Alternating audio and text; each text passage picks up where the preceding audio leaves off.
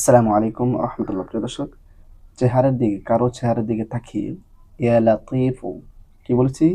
ইয়া লাতিফু পড়লে কি হয়? ইয়া লাতিফু পড়লে কি হয়? হ্যাঁ প্রিয় দর্শক, আমি এই সহজ আমলটি বিস্তারিতভাবে বলবো যে কিভাবে আমল করবেন, কার জন্য আমল করবেন, আমল করলে কি হবে, বিস্তারিতভাবে বলবো। তবে ধৈর্য সহকারে আপনাকে ভিডিওটা শেষ পর্যন্ত দেখতে হবে। যদি স্কিপ করেন হয়তো কোনো গুরুত্বপূর্ণ কথা চলে যাবে, যার জন্য আপনি আমলটি করতে ব্যর্থ হবেন, আমলটি করে ফলাফল পাবেন না।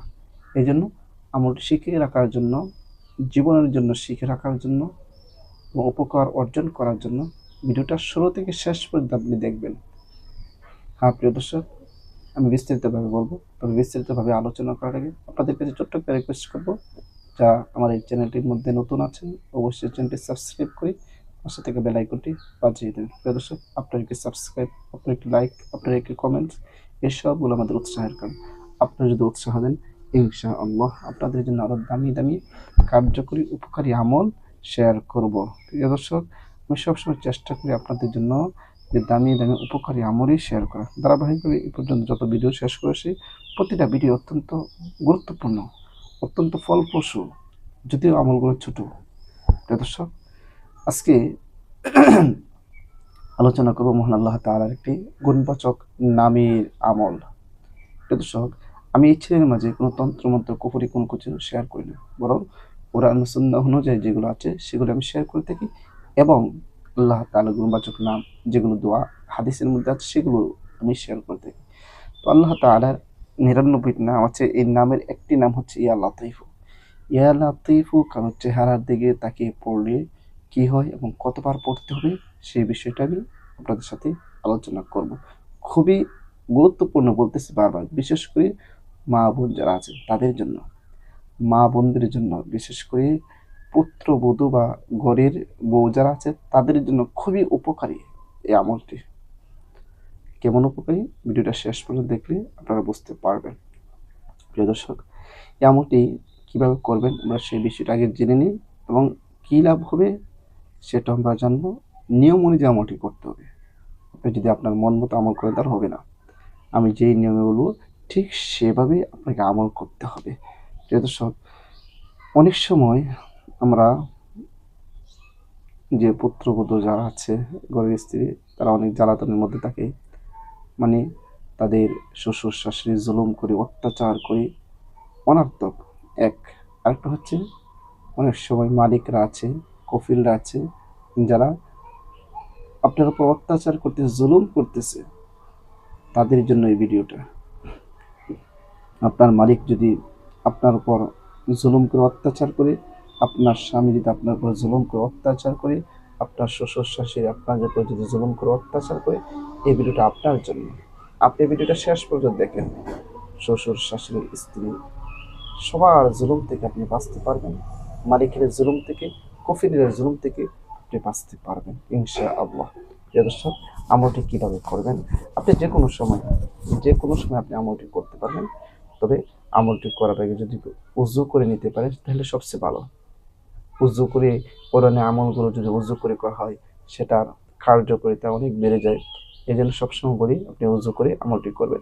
যদি উযু করার পরিস্থিতি না থাকে তাহলে আপনি উযু ছাড়াও করতে পারবেন। উযু ছাড়া যে করতে পারবেন এটা নয়, উযু ছাড়াও করতে পারবেন, তবে উযু করে আমলটি করা সবচেয়ে ভালো।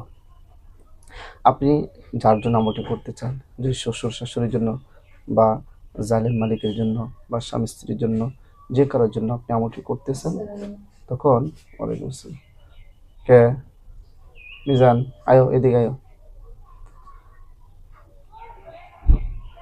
তাদের জন্য আপনি আমলটি করতে চান, আস্তে আস্তে বলবেন। প্রিয় দর্শক, যাদের জন্য আপনি আমলটি করতেছেন, যদি শ্বশুর শাশুড়ির ক্ষেত্রে এরকম হয়ে থাকে তাহলে আপনি শ্বশুর শাশুড়ির চেহারার দিকে তাকিয়ে এই আমলটি করবেন। শ্বশুর শাশুড়ির চেহারার দিকে তাকিয়ে এই আমলটি করবেন। অথবা যদি স্বামীর জন্য করতেছেন তাহলে স্বামীর চেহারার দিকে তাকিয়ে এই আমলটি করবেন। অথবা যদি মালিকের জন্য করতে চান তাহলে মালিকের চেহারার দিকে তাকিয়ে আপনি এই আমলটি করবেন। যখন ইচ্ছা, আপনি যখন ইচ্ছা তখনই এই আমলটি করতে পারবেন, কোনো সমস্যা নেই, যখন ইচ্ছা। তবে কতবার পড়বেন? প্রিয় দর্শক, আসলে আমরা এই বিষয়টা জেনে নিন। এই আমলটি আপনি স্বামী জন্য করতে পারবেন, শ্বশুর শাশুড়ির জন্য, মালিকের জন্য, জালেম স্বামী, জালেম শ্বশুর শাশুড়ি বা জালেম মালিক যদি হয়, তাদের সামনে এই আমলটি আপনি প্রতিদিন 133 বার, কতবার বলছি, 133 বার পড়বেন ইনশাআল্লাহ। আল্লাহ তাআলার অশেষ রহমতে আপনার স্বামী যদি আপনার উপর জুলুম করে, আপনি সেই জুলুম থেকে বাঁচতে পারবেন। আপনার শ্বশুর শাশুড়ি যদি আপনার উপর জুলুম করে, তাদের জুলুম থেকেও ইনশাআল্লাহ আপনি বাঁচতে পারবেন। আপনার মালিক যদি আপনার উপর জুলুম করে, ইনশাআল্লাহ আপনি সেই জুলুম থেকেও বাঁচতে পারবেন। হ্যাঁ প্রিয় দর্শক, এই আমলগুলো করতে গেলে আল্লাহর উপর পূর্ণ আস্থা ও বিশ্বাস রাখতে হবে। আল্লাহর উপর পূর্ণ আস্থা ও বিশ্বাস রেখে সহি শুদ্ধভাবে যদি আমল করেন, অবশ্যই অবশ্যই ফলাফল পাবেন। আবারও বলতেছি, আমলটি যে কোনো সময় করবেন। করার আগে যদি পারেন উযু করে নেবেন, 3 বার ইস্তিগফার, 3 বার দুরূদ শরীফ পড়ে নেবেন। এরপরে 133 বার মহান আল্লাহ তাআলার এই সিফতি নামটি পড়বেন, ইয়া লাতীফ, ও চেহারার দিকে তাকিয়ে পড়বেন। এরপরে 33 বার পড়ার পরে আবারও শেষে যে কোনো দুরূদ শরীফ পড়ে নেবেন। পারলে স্বামীর চেহারার দিকে, শ্বশুর শাশুড়ির চেহারার দিকে, মালিকের চেহারার দিকে, যদি পারেন একটি দম করে নেবেন, ফু করে নেবেন। ইনশাআল্লাহ আল্লাহ তাআলা আপনার মনের আশা বাসনা পূরণ করে দিবে। তাদের জুলুম অত্যাচার থেকে আপনাকে রক্ষা করবে এবং তাদের অন্তরের মধ্যে আপনার ভালোবাসার সৃষ্টি করে দেবে ইনশাআল্লাহ। প্রিয় দর্শক, ভিডিওটা বেশি করে শেয়ার করে দিয়ে দেন, যেন যারা যে সমস্ত বউ যারা আছে, ঘরের পুত্রবধূ আছে, যারা শ্বশুর শাশুড়ির জুলুমের মধ্যে নিপীড়িত বা কোনো জালেম স্বামীর জুলুমে নিপীড়িত আছে, বা কোনো অত্যাচার মালিকের অত্যাচারের মধ্যে নিপীড়িত আছে, তারা যেন এই আমলটি দেখে আমল করতে পারে আর মুক্ত হতে পারে। এই জন্য ভিডিওটা বেশি করে শেয়ার করে দেবেন। প্রিয় দর্শক, সবাইকে অসংখ্য ধন্যবাদ ভিডিওটি দেখার জন্য। আসসালামু আলাইকুম ওয়া রাহমাতুল্লাহ।